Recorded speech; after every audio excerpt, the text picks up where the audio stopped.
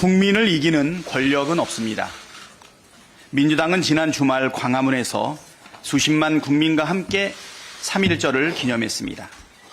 106년 전 선조들이 빼앗긴 나라의 주권 회복을 위해 거리로 나선 것처럼 짓밟힌 민주주의와 헌정 질서를 바로 세우기 위해 우리 국민은 다시 거리에 섰습니다. 우리 국민께서는 나라가 위기에 처할 때면 언제나 가장 먼저 들고 일어나 가장 늦게까지 싸웠습니다. 외세가 침략했을 때 의병이 되어 나섰고 일제에 빼앗긴 국권을 회복하기 위해 독립투쟁에 나섰으며 독재 정권으로부터 민주주의를 쟁취하기 위해 피를 흘리면서도 싸우셨습니다. 12.3 내란의 밤부터 지금까지도 거리에서 삶의 현장 곳곳에서 싸우고 계신 국민이 계시기에 대한민국의 미래는 밝다고 감히 말씀드릴 수 있습니다. 국민을 이기는 권력은 존재하지 않습니다. 그것이 우리 국민께서 만들어 오신 대한민국의 역사입니다. 내란 속의 윤석열의 파면은 기정사실입니다. 내란 속의 윤석열 파면은 그 누구도 막을 수 없는 민주주의의 명령이자 역사적 필연입니다. 하지만 국민의힘은 봄의 초입인 지금까지도 내란의 겨울을 살고 있습니다. 지난 3.1절에도 김기현, 나경원, 윤상현, 추경호 의원 등 37명은 탄핵반대 여의도 집회에, 박대출, 김석기, 조배숙 의원 등 9명은 탄핵반대 광화문 집회에 직접 참석해 윤석열을 비호하고 내란을 옹호하는 궤병과 망동을 서슴지 않았습니다.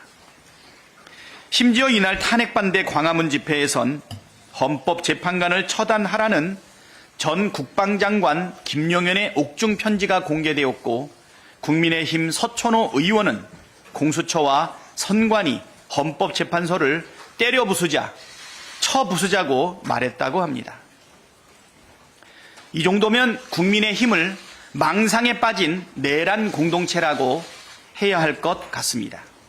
한 줌도 안 되는 극우 폭도와 이성을 잃은 극우 집단에 기대어 민주주의와 헌정 질서를 파괴하고 헌재를 공격하는 자들은 그가 누구든 국민의 심판을 받게 될 것입니다. 대한민국은 민주공화국이고 대한민국의 모든 권력은 국민에게 나옵니다. 대한민국의 진짜 주인인 우리 국민은 내란 속의 윤석열을 파면하고 내란 정당 국민의힘을 심판할 것입니다. 헌법을 지키지 않는 자는 공직자 자격이 없습니다. 헌법재판소가 헌법재판관 미임명에 대해 만장일치 위헌 결정을 내린 지 6일째입니다. 벌써 69일째 위헌 상태가 지속되고 있는데도 최상목 대행은 마은혁 재판관 임명을 하지 않고 있습니다. 최상목 대행이 오늘 국무회의에서 관련 간담회를 한다고 하는데 논의할 필요도 없고 즉시 임명을 하면 되는 일입니다. 헌법재판소가 위헌임을 만장일치로 확인했는데 무슨 논의가 더 필요합니까? 최상목 대행은 위헌, 위법한 내란을 종식하고 국정을 수습해야 할 책임을 다하기는커녕 오히려 위헌 행위를 지속하며 헌정질서 파괴에 일조하고 있습니다. 대통령실 경제수석과 경제부총리로서 나라 경제를 망가뜨린 가장 큰 책임이 있고 위헌 위법한 내란에 동조한 의혹도 있으며 지체 없이 의뢰해야 할 상설특검 추천 의뢰를 거부해 불법을 지속하고 있고 2달 넘게 위헌 상태를 지속시키고 있으며 거부권을 행사한 법안만 내란특검법을 포함 6개나 됩니다. 구급 공무원도 이렇게 막 나가면 중징계를 피할 수 없습니다. 최상목 대행의 임무와 역할은 국정 정상화이지 내란 대행이 아닙니다. 최상목 대행은 오늘 즉시 마은혁 재판관을 임명하십시오. 80일 넘게 미뤄지고 있는 상설특검 추천 의뢰도 즉시 하십시오. 지난주 국회를 통과한 명태균 특검법도 공포하십시오. 시간이 지날수록 감당해야 할 책임이 커지고 있다는 점 분명히 경고합니다. 네, 다음은 진성준 정책위 의장의 발언이 있겠습니다. 국민의힘이 소상공인과 기초수급 차상위 계층에 대한 재정 지원 방안을 밝혔습니다. 민주당이 지속적으로 피력했던 민생경제 위기의 심각성과 추경의 필요성을 인정하고 전향적인 태도를 보인 것이라고 생각합니다. 하지만 윤석열 내란 사태로 무너진 민생경제를 회복하기에는 매우 부족합니다. 기초수급 차상위 계층 지원안을 내놨는데 그 대상은 270만 명에 불과합니다. 최대 1.3조 원 정도의 예산 투입으로 소비가 살아나기를 기대할 수는 없습니다. 소비 진작을 위해서는 지원 대상을 과감하게 확대해야 합니다. 소비의 불씨를 살리려면 중산층과 서민을 모두 망라할 필요가 있습니다. 그에 더해서 민주당이 제안한 상생 소비 캐시백, 8대 분야 소비 바우처, 지역화폐 할인 지원도 아울러서 적극 검토해야 할 것입니다. 자영업 소상공인에 대한 대책도 일회성 처방에 그치고 있습니다. 공공요금 바우처는 한두 달치 전기, 가스 요금을 내고 나면 그뿐 매출 증대를 통한 선순환에 도움이 되기 어렵습니다. 내란 사태와 무한공항 폐쇄로 직격탄을 맞은 자영업 소상공인에 대한 맞춤형 손실보상을 실시해야 합니다. 코로나 시기에 우리는 소상공인 손실보상을 이미 실시한 바가 있습니다. 체계가 갖춰져 있기 때문에 이를 활용하면 무난하게 집행할 수 있습니다. 국민의힘이 목표로 하고 있는 것은 정책의 차별성인 듯합니다. 그런데 정책의 차별성보다 더 중요한 것은 정책의 효과성입니다. 국민의힘의 구상으로는 추경의 소비 진작 효과를 기대할 수 없습니다. 오히려 재정만 낭비하는 결과를 초래할 수 있습니다. 지금은 충분한 지원이 적시에 이루어지는 제대로 된 처방이 필요합니다. 소비 진작 4대 패키지를 포함해서 민주당의 제안을 적극 검토해 주길 바랍니다. 영국 이코노미스트 인텔리전스 유닛이 지난주에 발표한 민주주의 지수 2024에 따르면 대한민국이 무려 10계단이나 급락했습니다. 총점도 그동안 우리나라가 받은 점수 중에 가장 낮은 점수였습니다. 심지어 완전한 민주주의 국가가 아니라 결함 있는 민주주의 국가로 재평가됐습니다. 보고서는 12.3 내란 사태를 대한민국 민주주의가 후퇴한 주요 원인으로 꼽았습니다. 3.1운동, 4.19 혁명, 5.18 민주화운동, 6월 항쟁, 민주화와 산업화까지 우리 국민이 피와 땀으로 쌓아온 대한민국이 내란 세력으로 인해서 일거에 파탄나 버린 것입니다. 민주당은 파시즘적 선동과 폭력이 난무하는 것을 결코 묵과하지 않겠습니다. 야사당과 함께 원탁회의를 출범하면서 반헌법행위 특별조사위원회를 만들어 극우 내란 세력의 잔뿌리까지 찾아서 죄를 묻겠다고 국민께 다짐한 바 있습니다. 국민의힘은 반헌특위의 조사를 자청할 생각이 아니라면 파시즘적 망동과 망언을 삼가고 민생경제와 헌정질서 회복에 협력할 것을 촉구합니다. 윤석열 탄핵 심판의 최종 변론이 끝난 지 일주일째입니다. 이제 선고만 남았습니다. 중앙선거관리위원회에 따르면 헌법재판소가 3월 13일 이전에 파면 결정을 내리면 4월 2일로 예정된 올해 상반기 재보궐선거와 5월 조기 대선이 같은 날 치러지게 됩니다. 현재까지 재보선 실시 지역은 교육감 1곳, 기초단체장 5곳을 비롯해서 전국에 23곳입니다. 물론 더 늘어날 수도 있습니다. 만약 대선과 재보선이 동시에 치러지면 그에 따라서 절감되는 세금만 367억 원에 달할 것이라고 합니다. 할 수만 있다면 헌재가 3월 13일 이전에 탄핵 결정을 내려주기를 바랍니다. 재보궐선거 비용을 절감할 수 있을 뿐만 아니라 선거 지연에 따른 경제적 손실과 사회적 비용도 줄일 수 있기 때문입니다. 조속한 선거를 기대합니다. 감사합니다. 다음은 김용민 정책수석의 발언이 있겠습니다. 네, 윤석열 내란 우두머리의 탄핵 심판 선고가 임박해 오자 극우 집단의 선동 행위가 점점 극에 달하고 있습니다. 지난 2일 서천호 국민의힘 의원은 탄핵 반대 집회에 나가서 귀를 의심케 하는 발언을 했습니다. 공수처, 선관위, 헌법재판소 불법과 파행을 자행하고 있다. 이 모두 때려부셔야 합니다. 처부수자. 라고 하면서 연단에 올라서 폭력 사태를 선동했습니다. 이것은 새로운 내란 선동죄입니다. 내란을 막고 국정원을 지켰던 국정원 후배 홍장원 차장에게 부끄럽지 않은지 묻고 싶습니다. 또한 김용현 전 국방부 장관은 문영배, 이미선, 정계선을 처단하라라고 옥중 편지를 공개했습니다. 아직도 포고령이 시행되고 있는 것으로 착각하고 있는지 묻고 싶습니다.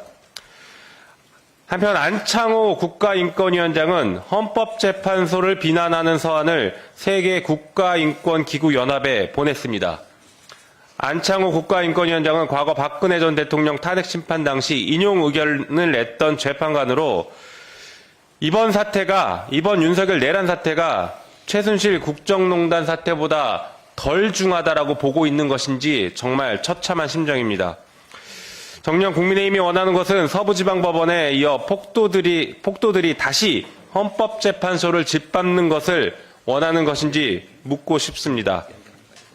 과거 국민의힘은 서부지방법원 폭동 사태에도 극우 유튜버들에게 설 선물 세트를 돌리거나 십자군 전사라고 칭송하고 체포된 이들이 곧 훈방된다라고 하면서 폭도들을 선동했습니다. 서천호, 김용현 등의 행동들이 다시 이런 폭동을 선동하고 있는 것입니다. 한 나라의 공당이 망가져도 이렇게 망가질 수 있나 싶습니다. 지금 국민의힘은 보수의 기본 정신인 헌정질서 법치주의를 그야말로 걷어차버리고 극우 정신과 선동주의만 남아있는 정당이 됐습니다. 국민의힘은 지금 당장이라도 폭력사태 선동을 멈추고 서천호 의원에 대한 제명 조치에 적극 협조하기 바랍니다. 무너지는 대한민국 공당의 모습을 보며 모든 국민들이 눈살을 찌푸리고 있다는 것을 잊지 말기 바랍니다. 한편 박수영 의원은 마은혁 재판관 임명을 반대하면서 단식 투쟁을 하고 있다고 합니다. 정말 우습습니다. 권력의 배보른 윤석열을 위해서 단식하지 말고 고통받는 국민을 위해서 단식하고 현장에 가기를 정말 동료 의원으로서 간곡하게 권고합니다. 한편 영국 시사주간지 이코노미스트에서는 대한민국을 결함 있는 민주주의 국가로 분류했습니다. 대한민국의 민주주의 성숙도가 최상위 단계에서 하락한 이유로 윤석열 비상계엄 사태를 언급했는데 하락 원인은 국민의힘과 최상목 권한대행도 한몫하고 있습니다. 헌법재판소의 판결을 정부가 대놓고 무시하는 초유의 상태가 지금 지속되고 있는 것입니다. 역대 어느 정권도 심지어 독재자조차도 법원의 판결을 무시하지 않고 따라왔습니다. 이미 윤석열 정부 자체가 대한민국 민주주의의 적이 되었습니다. 헌법재판소는 이러한 혼란을 해소하기 위해서 하루라도 빨리 윤석열에 대한 파면 선고를 하기 바랍니다. 이상입니다. 다음은 이정문 정책위 부의장의 발언이 있겠습니다.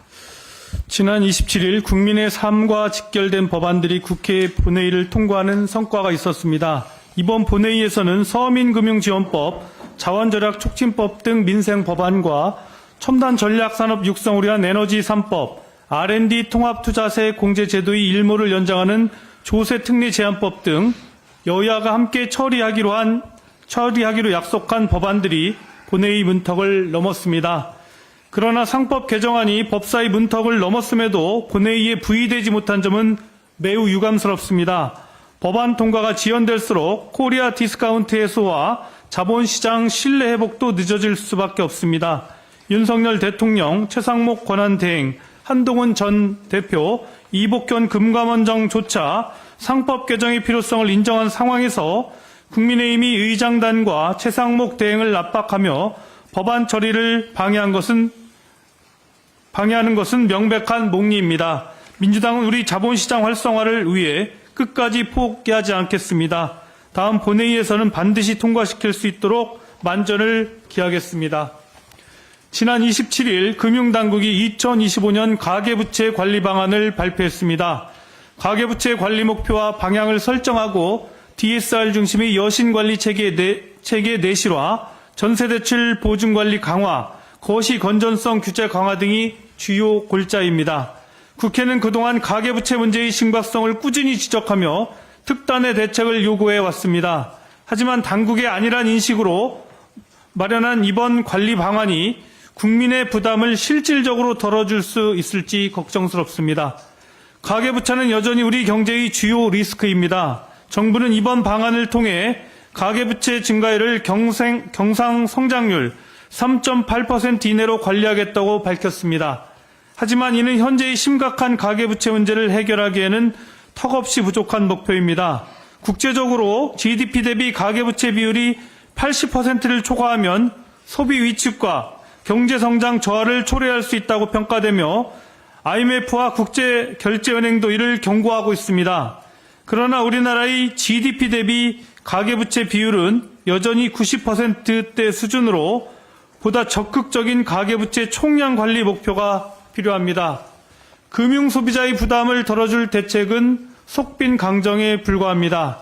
우리나라의 장기 시장 금리는 대내외 요인이 복합적으로 작용하는 만큼 금융소비자가 장기 고정금리 주택담보대출을 선택하는 것이 불확실성에 따른 위험을 완화할 수 있다는 연구 결과가 발표됐습니다. 당국도 이번 관리 방안에 장기 고정금리 대출 확대 계획을 포함했지만 이는 2023년 5월 발표한 고정금리 대출 확대 방안과 다를 바 없는 재탕 대책입니다. 그동안 금융당국이 이 정책을 얼마나 효과적으로 추진해 왔는지조차 불분명한 상황에서 단순한 정책 반복이 아닌 실질적인 성과 점검이 선행되어야 합니다. 부당한 가산금리 문제는 개선 의지조차 보이지 않고 있습니다. 감사원은 2023년 금감원 정기감사에서 금융소비자가 부담하는 대출 가산 금리에 예금 보험료, 지급 준비금 등 법적 비용을 포함하는 것은 부적정하므로 대출금리 산정 체계를 개선하라고 지적한 바 있습니다. 그러나 당국은 조치했다는 말뿐 근본적인 해결책을 요구하는 목소리에는 묵묵부답입니다. 기준금리가 2차례 인하됐음에도 금융소비자들은 그 효과를 체감하지 못하고 있으며 반대로 은행들은 불황 속에서도 역대급 실적을 기록하며 성과급 잔치를 벌이고 있습니다. 당국은 금리 산정 체계의 투명성을 높이고 금융소비자의 부담을 실질적으로 줄일 수 있는 방안을 면밀히 강구해야 합니다. 민주당은 이와 관련해서 예금 보험료 등을 가산금리에서 제외하는 내용의 은행법 개정안을 꼭 통과시키도록 하겠습니다. 금융당국이 이번에 발표한 가계부채 관리 방안은 근시안적인 미봉체계에 불과합니다. 가계부채 문제는 총량 관리뿐만 아니라 질적인 개선과 실수요자 지원의 균형이 중요합니다. 보다 정교하고 일관성 있는 정책을 통해 가계부채 리스크를 효과적으로 완화할 수 있는 대책을 마련할 것을 당국에 촉구하는 바입니다. 이상입니다. 네, 다음으로 서미화 부대표의 발언 있겠습니다. 네, 소리로 보는 시각장애인 더불어민주당 원내부대표 전국장애인위원장 서미화 의원입니다. 지난 목요일 헌법재판소는 최상목 권한대행이 마은혁 헌법재판관 후보자를 임명하지 않은 것이 헌법상 국회의 선출 권한을 침해한 것이라고 전원일치로 판결했습니다. 하지만 오늘까지도 최상목 권한대행은 묵묵부답입니다. 헌재를 공격하는 내란 동조 극우 세력들이 준동하니 이에 동조하겠다는 겁니까? 최상목 권한대행이 현재 판결을 존중한다면서 마 후보자를 임명하지 않고 버티는 것은 헌정 질서를 유린하는 제2의 내란이자 민주주의와 국민에 대한 명백한 도전입니다. 또한 여야 미합의라는 등 내란 수계 윤석열에 포함한 관련자들이 구속 기소되어 재판 중이라며 내란 특검법 거부권을 행사한 것 역시 과간입니다. 이런 식이면 명태균 특검법도 똑같은 논리로 거부할 게 뻔합니다. 도대체 뭘 노리고 정략적 계산만 하고 있는 겁니까? 결국 최상목 대행이 내란 대행이자 윤석열 권한 대행임을 증명하고 있습니다. 최상목 대행이 온갖 꽁수와 변명으로 시간을 보내는 이 순간에도 모두 위헌과 불법으로 얼룩지고 있습니다. 결국 모든 책임은 내란 수계 윤석열 대행 노드대만 앞장선 최상목 대행이 지게 될 것입니다. 추경을 비롯해 연금개혁, 의료개혁 등 민생 개혁이 산적한 가운데 국민의힘 목리가 갈수록 점입가경입니다. 온갖 핑계로 추경을 방해하다 이제서야 뒤늦게 나서고 연금개혁 역시 당장 가능한 모수개혁을 뒤로한 채 구조개혁을 운운하면서 발목을 잡았습니다. 특히 마은혁 후보자를 임명하지 못하도록 단식까지 벌이면서 최상목 대행을 압박하고 앞에서는 민생을 운운하며 국정협의회를 열자는 것이 진심입니까? 사사건건 정쟁이나 일삼고 민생과 경제를 볼모로 인질극을 벌리는 국민의힘 호암무치에 치가 떨립니다. 헌법재판소에 간곡히 당부드립니다. 지난 2월 25일 탄핵심판 마지막 변론에서 내란 수계 윤석열은 반성은커녕 감히 국민을 입에 올리며 개헌과 직무복귀라는 망언을 늘어놓았습니다. 게다가 김용원 전 장관은 옥중 편지로 헌법재판관들을 처단하라며 극우 세력을 선동하고 국민의힘 의원이라는 자가 극우 집회에서 헌재를 때려 부수자라는 발언을 서슴없이 내뱉었습니다. 만약 비상계엄이 해제되지 않았더라면 처단이 일상화되는 비극이 계속 벌어졌을 것입니다. 이럴 때일수록 헌법재판소는 헌정질서 최후의 보루로서 헌법의 지엄함을 보여주어야 합니다. 망국적 선동과 국론 분열을 종식시키고 헌정질서 정상화와 민주회복을 위해 내란 수계 윤석열을 조속히 파면하시기 바랍니다. 끝으로 한 말씀만 더 드리겠습니다. 비상개헌과 내란으로 혼란한 시국에서 가장 취약한 처지의 노인분들은 장애인을 비롯한 사회적 약자입니다. 최근 울산 지역 장애인 거주시설에서 충격적인 장애인 집단 학대 사건이 발생했습니다. 한 달 사이 확인된 학대 의심 사례만 500여 건입니다. 절대 일어나서는 안 될 대형 인권 참사가 또다시 벌어졌습니다. 정부는 철저한 진상규명과 재발방지 대책을 수립해 근본적인 해결책을 가져오십시오. 이것이 피해자들에 대한 최선의 도리이자 당연한 역할입니다. 이상입니다. 네, 다음은 송재봉 부대표의 발언입니다. 12.3 비상계엄이 한국 민주주의 수준을 역대 최악으로 떨어뜨렸습니다. 지난 2월 27일 영국 EIU가 발표한 민주주의 지수 2024에 의하면 한국 민주주의의 성숙도가 전년도에 비해 10계단 하락한 32위로 완전한 민주주의에서 결함 있는 민주주의로 강등되었습니다. 이 기관이 2006년 지수 산출을 시작한 이래 한국이 받은 가장 낮은 점수입니다. 대통령의 편협한 극우적 시각과 부정선거 망상, 명태균 게이트의 공천 개입, 선거 부정 등 국정농단의 실체가 밝혀져 자신들의 불법 행위에 대한 처벌을 면하기 위해 헌법과 법치를 파괴한 내란의 대가는 너무나 크고 혹독합니다. 비상계엄으로 인한 직접적인 GDP 감소 규모는 작게는 6조에서 많게는 11조까지 될 것이라고 합니다. 여기에 더해 경제적 기회와 신뢰 손실, 정치 불안에 따른 사회활력 저하로 인해 발생하는 장기적이고 간접적인 비용 역시 크게 증가할 것입니다.